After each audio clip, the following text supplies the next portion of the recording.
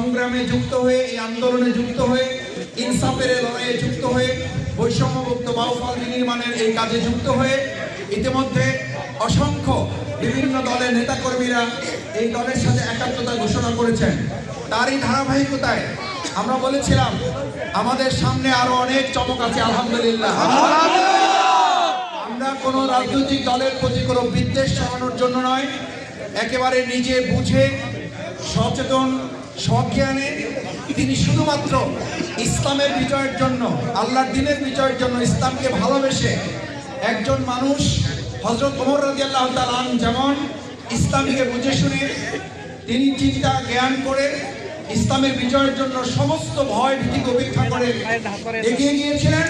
ঠিক তারই ধারাবাহিকতায় আমাদের ভাইয়েরা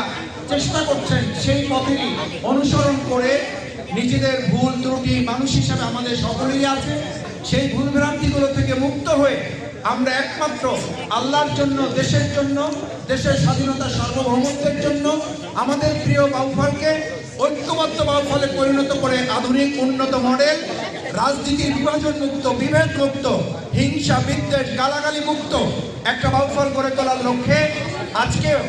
এর ধারাবাহিকতায় আমাদের এই বগা এত্র এলাকার অত্যন্ত জনপ্রিয় নেতা, তিনি তার পরিচয় নিজেই দিয়ে আপনাদের সামনে এখন কথা বলার জন্য আজকে আমাদের প্রিয় ভাই জালাল ভাই, আপনারা সবাই চেনেন, তিনি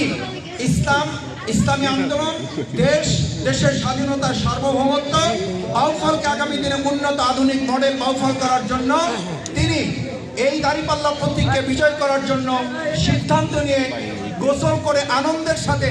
নিজেকে অন্তর থেকে